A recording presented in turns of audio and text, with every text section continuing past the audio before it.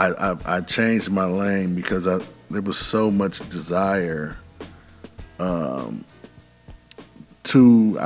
been teaching classes, and I had so much. I got so much more out of teaching, working with young people, that I saw like, okay, if you want people to relate to hip hop and see what you see from hip hop, and it's not going to happen with a 20-year-old. It's going to happen with young people. Mm-hmm. So that's where you ought to be focused. You want to preserve what you love, the culture that you love. Then you need to teach it to young people. Yeah, and so.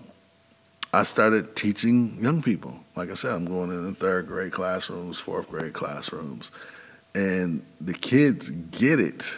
Like, I'm like, okay, I can see it in their eyes that they see authentic hip hop and they love it. They love the stories. Yeah. They can relate to it.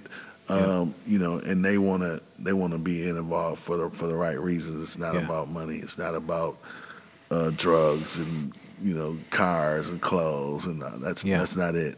And so I really switched.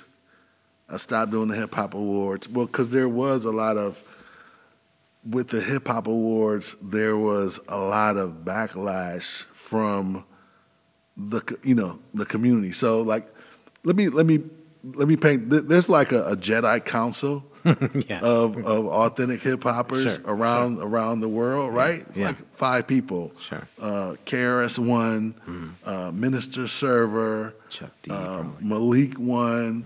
Like not even Chuck D is in this group. Okay, cool. It was the only dude I could think of, quite frankly. But these are people who really see, and 25 years ago saw hip hop as a culture. Chuck D saw it as a subculture. Yeah. But these are people who really saw it as a culture, as a lifesaver, what we call hip-hop cultural specialists, or their ministers, right? Right. Is Talib one of those? No. Okay. No. Right. I like his podcast. So like I said, these are Gov, I'm just gonna shut up now and listen to you.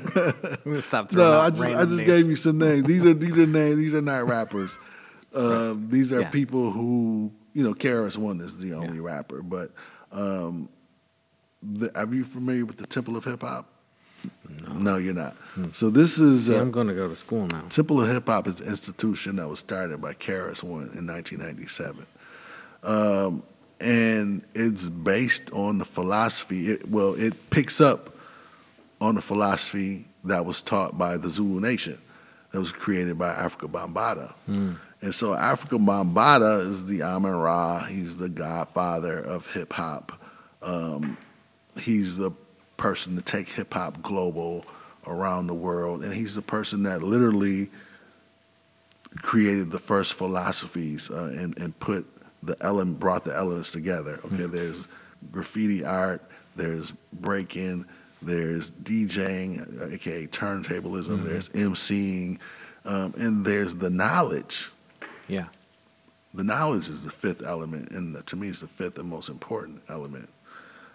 Because if you don't have knowledge of self, knowledge of your art, your craft, how great of an MC can you be? How great of a DJ can you really be? Right. How great of a graffiti artist can you really be if you're not tapping into your inner self to bring about your best art?